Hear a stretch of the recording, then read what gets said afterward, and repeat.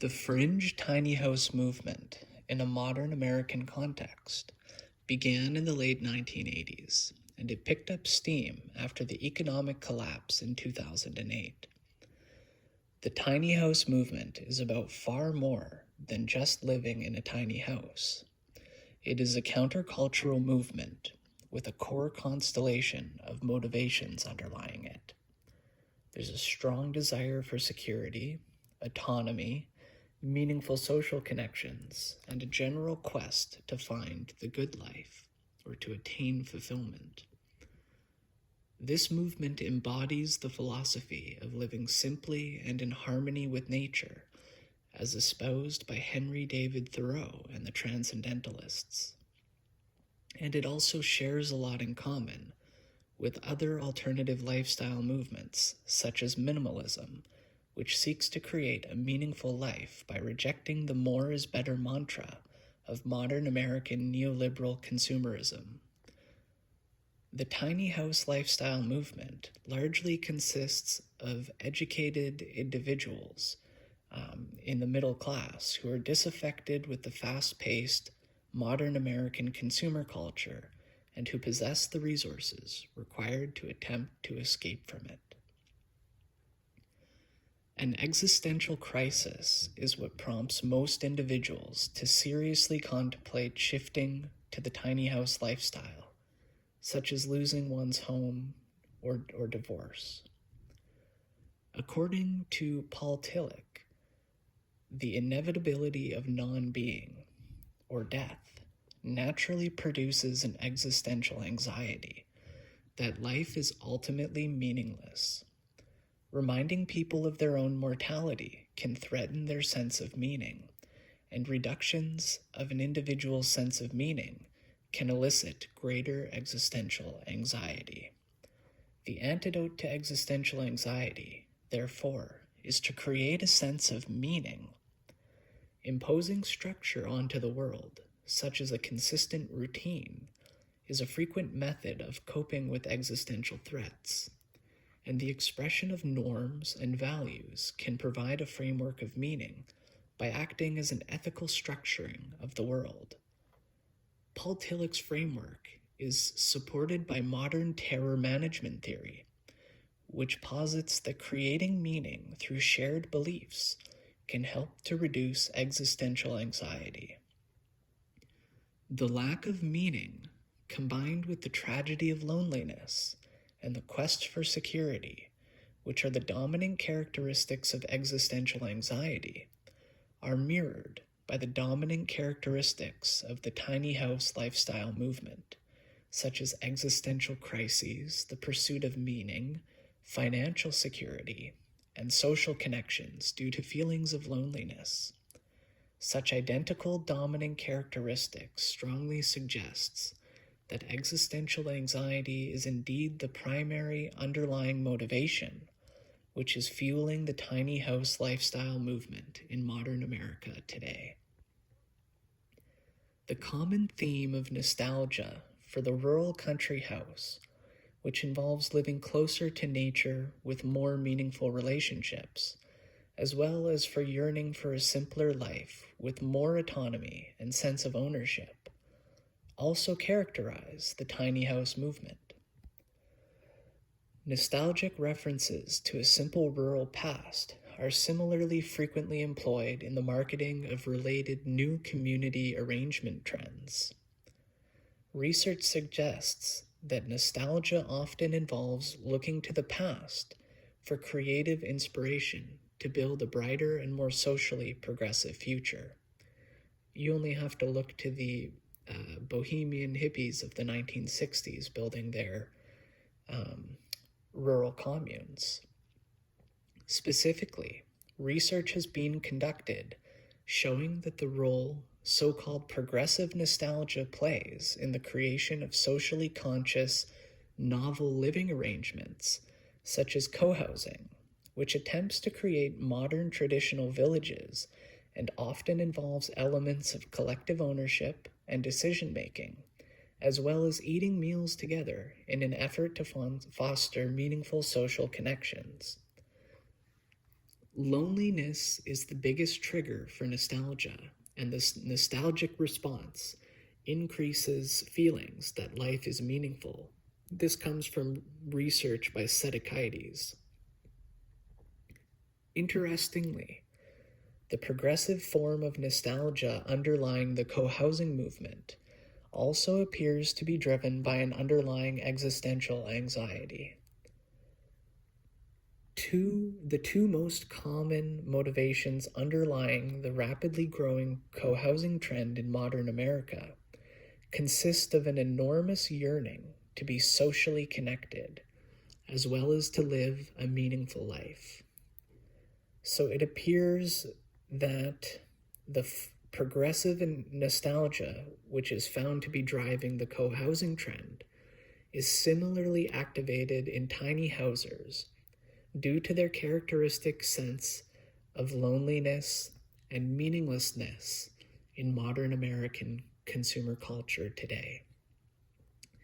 Such nostalgic responses can increase feelings of social connectedness, as well as positive emotions, and can enhance feelings that life is meaningful, and therefore it directly alleviates existential threat.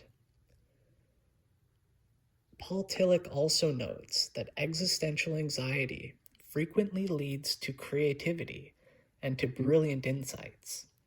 And so it seems that in the case of the tiny house movement in modern America, the creative response to existential anxiety is being mediated by the phenomenon of progressive nostalgia. The progressive nostalgia employed by tiny housers in response to Tillich's tragedy of loneliness and Sedekaides' existential threat prompts them to creatively attempt to cope with their existential anxiety in 3 ways, all of which are inspired by nostalgic feelings for the idealized, simple, rural lifestyle of a bygone pre-industrial era. First, by creating meaning through the application of an ethical structure onto the world, by way of living according to their values. For example, living a lifestyle that is based on anti-consumerism, as is highlighted by the tiny houses and reduced material possessions. Second, tiny housers attempt to solve Tillich's quest for security in the form of reduced financial overhead, a lower cost of living. Finally, the reduced cost of living not only increases financial security, but it also enables tiny housers to overcome Tillich's tragedy of loneliness by working fewer hours, which they intend to take advantage of in order to increase their meaningful social connections. Tiny housers hope that this combination will move them from existential crisis to the good life. In the tiny house movement, there is the sense that something has been lost in the post-industrialist, capitalist, consumerist way of life, which is responsible for the degradation of families, communities, meaningful relationships, and which leaves individuals feeling a lack of meaning and fulfillment in modern American neoliberal society. Despite the movement primarily consisting of highly prosperous and highly privileged middle-class individuals, the tiny house movement, nonetheless, these individuals feel like they are proverbial cogs in a highly impersonal machine. They feel trapped, and they seek to retake control over their lives. One such individual, Joe, experienced a serious midlife crisis in which substantial material success was attained with no accompanying sense of satisfaction or fulfillment, which led to Joe questioning the purpose and meaning of his lifestyle. This was found in a great article on The Good Life by Mangold and Zischau in 2019. Furthermore, large-scale existential anxiety often accompanies the end of an era The transition from an agricultural society to an industrialized society, for example. It is interesting to note that Germany's transition from an agrarian society to an industrial society picked up steam just prior to the First World War, with unprecedented migration into industrial cities towards the end of the 19th century and the very beginning of the 20th century. Could there be a possible connection between shifting civilizational eras, existential anxiety, longing for the idealized past we read about in stories, see on the television, and hear about from our elders, and social as well as systemic instability? Indeed, in the study that Mangold and Zischau conducted, many of their study participants could not cope with the lifestyle of the new millennium. Perhaps the modern era of American neoliberal capitalist consumerist culture is nearing an end, and is thereby throwing multitudes of people into existential anguish as they struggle to find meaning in a culture which has sacrificed meaningful social connections for material possessions, and in which large impersonal multinational corporations rob average individuals of their sense of financial security in exchange for ever-increasing profits. There is an internal contradiction of values, however, within the tiny house movement. Tiny housers see themselves as countercultural, and they seek to reject modern American neoliberal consumer culture and to live a more socially conscious lifestyle.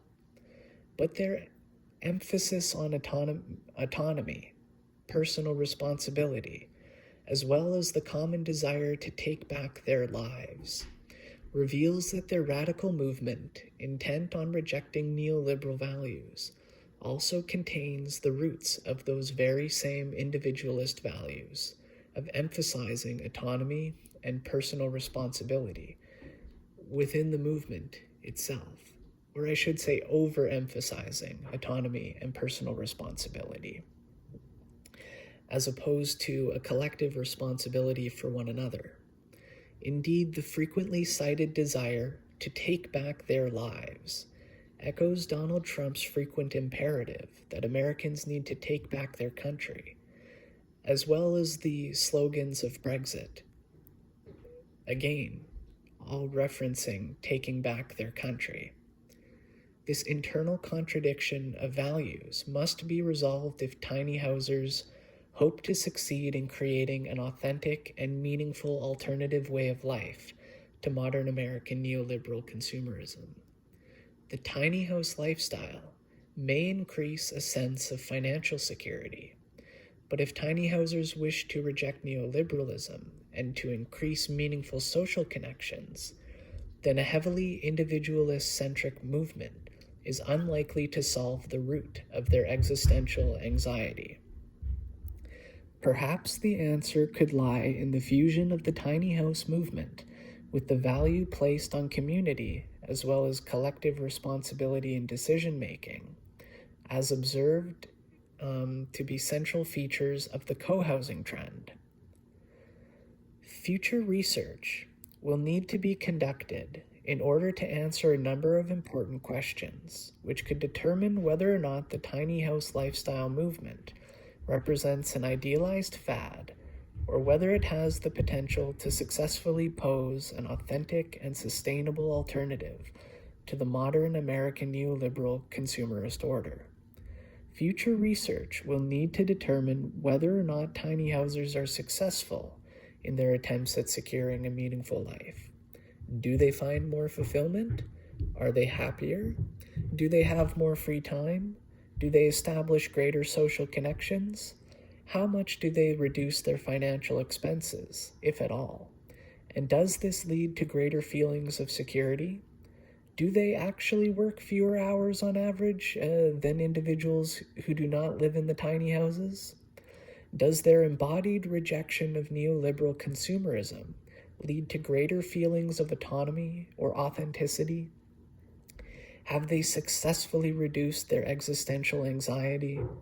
Are overall levels of existential anxiety increasing in modern Western culture? Will tiny housers be able to borrow and successfully implement congruent ideas from the co-housing movement? What role does the radical individualism endemic in modern American neoliberal culture play in the development of the tiny house movement in modern America? Would a tiny house movement in more collectivistic Northern European countries, such as Sweden, for example, would they contain different constellations of underlying values, motivations, and features? Jones observed that the tiny house trend began rapidly expanding in the wake of the existential threat posed by the global financial crisis of 2008. Will the collective existential threat, as posed by the global COVID-19 pandemic of 2020, lead to yet another surge of interest in the tiny house lifestyle movement? Thank you.